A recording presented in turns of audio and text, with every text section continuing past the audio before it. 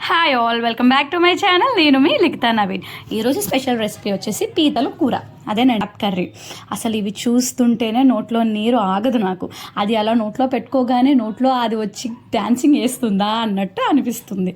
So మీకు కూడా ఇలానే ఎంతమందికి అనిపిస్తుందో చెప్పేసేయండి. ప్రాసెస్లోకి వెళ్ళిపోతాం. ఆయిల్ ముందుగా ప్యాన్లో ఆయిల్ వేసుకొని కొంచెం హీట్ ఎక్కాక ఆనియన్స్, గ్రీన్ చిల్లీస్, టమాటోస్, కొత్తిమీర, కర్రీ లీవ్స్ అన్నీ ఒకేసారి వేసేయాలి. ఇలా ఎందుకు అంటే ఇది మా మమ్మీ రెసిపీ కాబట్టి అన్నీ ఒకేసారి వేస్తుంది.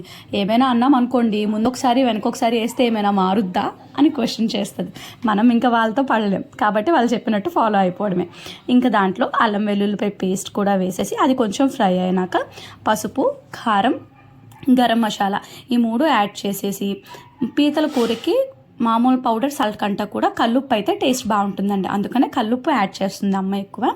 కల్లుప్పు కూడా వేసేసి కొంచెం ఫ్రై చేసేసినాక దాంట్లోనే ముందు అప్పుడే మార్కెట్ నుంచి తెచ్చిన పీతల్ని నీట్గా క్లీన్ చేసుకొని దానికి పసుపు, ఉప్పు, కారం అన్నీ బాగా దట్టించి ఆయిల్లో కొంచెంగా ఫ్రై చేసి పెట్టుకొని వాటిని ఈ మసాలాలోకి యాడ్ చేసుకొని దీన్ని ఇట్లా బౌల్ పక్కకి తీసి తిప్పుతూ ఉండాలండి. గరిటతో తిప్పితే అది అసలు కానే కాదు.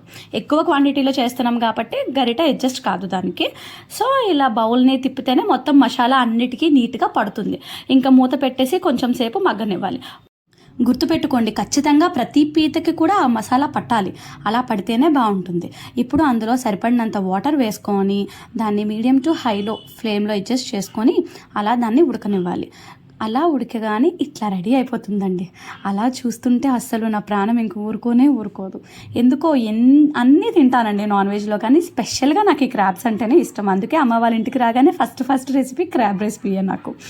అయిపోయింది. ఇట్లా ఇంకా సర్వ్ చేసుకోవడమే. మనం కావాలంటే దాన్ని కొత్తిమీరతో గార్నిష్ చేసుకోవాలి. చూడండి ఇప్పుడు నా ఎక్స్ప్రెషన్ ఉంటుంది. అసలు ఆ హ్యాపీనెస్సే వేరు. ఏదైనా అమ్మ చేతితో పెడితే అద్భుతమే కదా. సరే మరి ఉంటాను. Bye bye.